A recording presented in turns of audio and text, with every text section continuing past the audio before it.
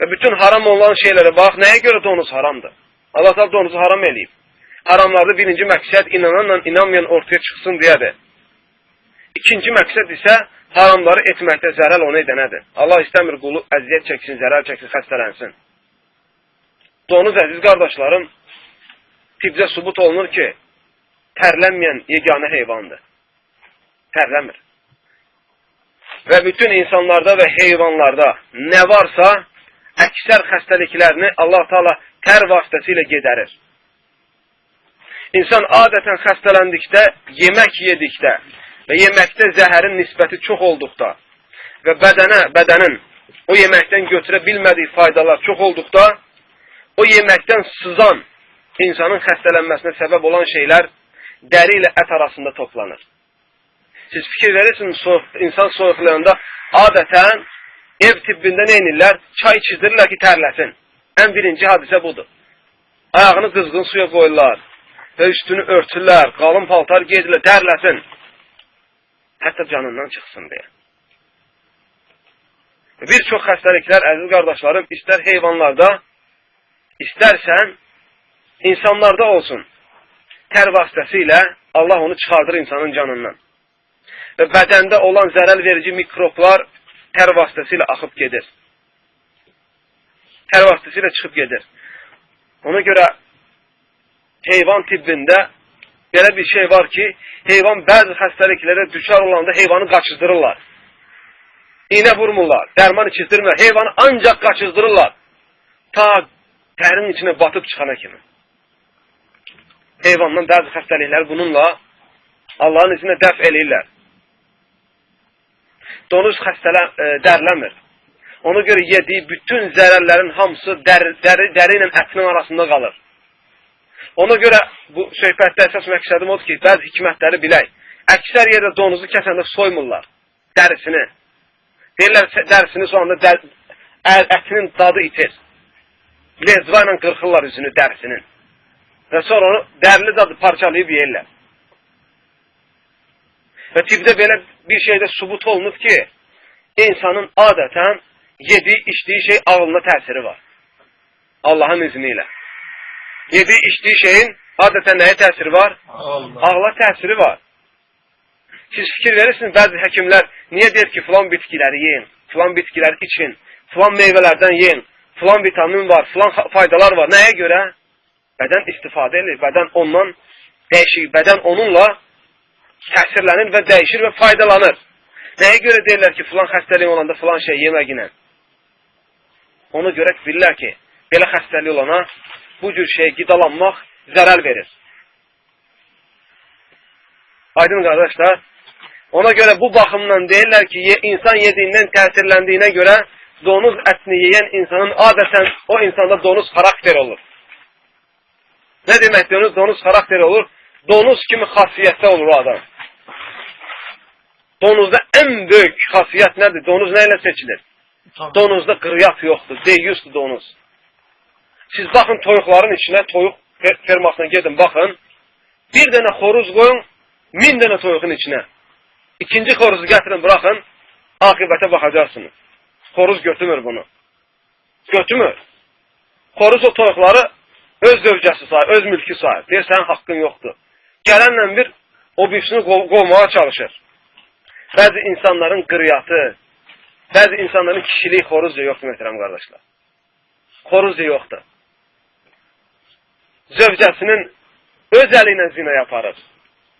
Zövcəsinin pis yolda olduğunu bilir. Və zövcəsini zinaya aparan vasitələrdən özü istifadə edir. Özü alır ona minibkanı. Özü alır ona dar paltarları. Özü alır ona nazik paltarları. Özü alır ona mikyacı ki, sən içir çıxanda bəzən düzən ki, deməsinlər ki, filanın arvadı bərbatdır. Özü onu böyrünə salıb gəzdirir. Müsibət buradadır. Xoruzca yoxdur bu kişi. Bu adamda xoruz qeyrəti yoxdur.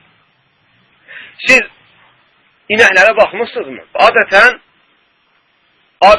inək saxlayan heyvanlarda 2 dənə buğa saxlamırlar. 2 dənə vaca yoxdur. 1 dənə buğa saxlayırlar. Çünki bilirlər ki, 2 dənə olsa, nə inəklər sürülməyəcək, nə ne de bu ikisi birbirini dincəltməyəcək. Vuracaqlar birbirini, ikisindən biri öləcək. Nəyə görə? Çünki heyvan da olsa qıryat var. Başqasınınkine təhəmmül eləmir. Başqasınınkine təhəmmül eləmir. O kəslərə nə deyə bilərsən? Zövcəsinə paltar geyinə, fitnə, fəsad cəlb eləyən, insanların diqqətini, övratını vəqf eləyən bir paltarı böyrünə salah, toy məclislərinə para. Zövcəsi minlərlə kişilərin, yüzlərlə kişilərin qabağında rəqs eləyə, özü də oturub fəxrlə ona baxa. Maşına böyrünə mindirə, cəmaatın içində gəzdirə, parkları çıxarda. Ha? Hamda bunun zövcəsinə baxır. Nə dərsən belə kişilərə? Sən buna dərsən ki, yox, sən o xoruzla, o inək kalçasından, inək vacasından qeyrətlisən. Xeyr, ona deyəcək ki, get ondan dərs al ginən, get xoruzdan dərs al. Get xoruzun tələbəsi ol, get inək kalçasının tələbəsi ol ginən. Bəlkə qeyrət götürürsən, get durumuna bax ginən.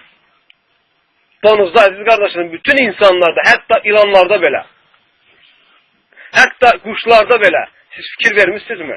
Hər erkək dişi quşun bir erkəyi olur. Və o erkək onu himayə eləyir, ikisindən biri ölənə kimi. İkinci erkək onun yuvasına dona bilmir. Və övladlarını yedirtməkdə şərik olurlar. Bəzən biri gedir, biri qoruyur balalarını, bəzən biri gedir, biri qoruyur balalarını. İkinci erkək ora gələ bilmir. Əgər birdən erkək kuş görsə ki, ona hücum eləyən bir başqa erkək kuş olur, o dişi kuş ona xəbər verir ki, filan belə hücum elədi. Erkək de səyahətə çıxar, onu axtarar. Onu axtarar vəsfi ilə ki, görən, sən kimsən ki, hücum eləyirsən?